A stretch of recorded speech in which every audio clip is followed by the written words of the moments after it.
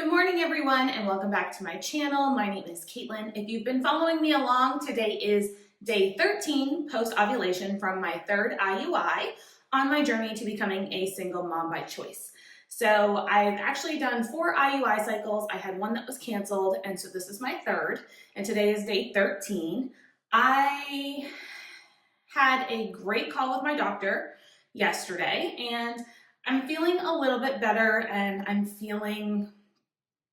I know we talked a lot about the costs of IVF versus IUI. So each IUI is only about $2,000 for me. And then to go to IVF, my clinic has a guarantee program, basically where they will do up to 6 cycles of IVF. If you are not successful, they will give you your money back. And I'm feeling more and more that IVF is the way to go. Not only is there better chances of success per cycle, each cycle is about 60 to 70% success rate versus an IUI, it's about 15% success rate. I don't feel like I've had a perfect IUI cycle, so I am considering possibly a 4th IUI just based on timing, because I do have a trip planned up to Maine to see my family, October 10th to the 14th. And if you've been following me for a little bit, you know that that was originally planned for Labor Day. That since got canceled. So the protocol that he would put me on for another egg retrieval would require me to do Lupron for a week before stims. And so I feel like there's more monitoring and traveling with injections and all of that. So just trying to figure out how those logistics would work, if the timing makes sense, and where I would go from there. I've already peed on the stick, FYI, as we wait for the pregnancy test results.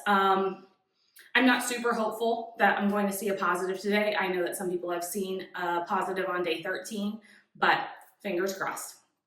So like I was saying, I might do a 4th IUI cycle. We would basically go back to the 2.5 milligrams of letrozole and also do monitoring earlier so that we don't miss ovulation, because the last time I did my 1st and 2nd cycle, I basically was ovulating on my own before the trigger. So I just really want to make sure we time it right.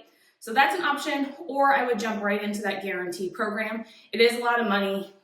Do I want to spend it? No, I have it.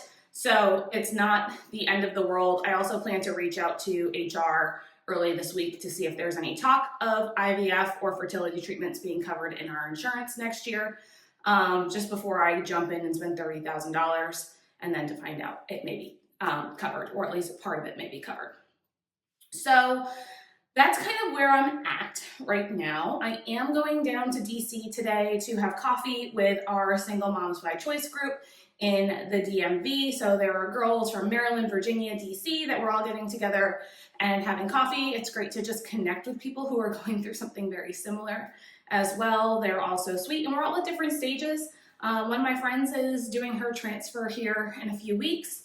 Another girl that's coming today has already had her baby. Another one is pregnant, and then there's me. So it's nice to have people that really understand what you're going through. This has been a challenge, and I will say that IUIs emotionally are a lot, because it's, every month you're trying and you're seeing negative test after negative test. It can be very deflating. So where I stand right now is I may do a 4th IUI after this cycle, but leaning more towards going to IVF, and would likely start this upcoming cycle if timing works out with my trip. I really can't cancel my trip home. I may try to move the dates around. I need to connect with my nurse early this week to see what a preliminary schedule would look like, so that way I can make the most educated decision. But that's kind of where we're at right now. The idea of IVF for me is, at this point, I only want one child if I'm doing this solo, but that may change. I may feel that I want them to have a sibling in the future.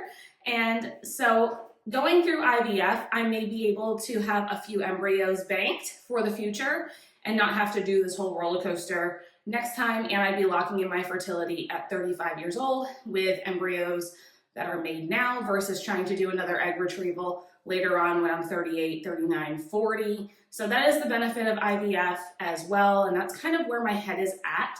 So I do have some big decisions to make this upcoming week.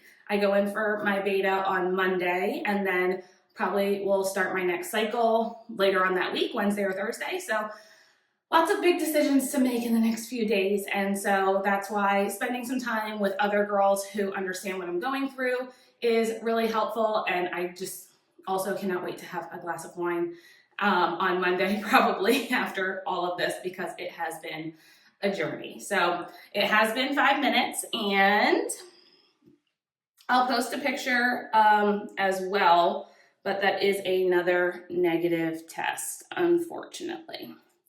Can't say I'm not surprised. That's just how things have been going for me. But anyhow, that is what we have today, and I will keep you posted on the results of the beta, but likely I'm not pregnant, and I will look to what is next on the next cycle. So thanks so much for watching, and I'll see you in my next one.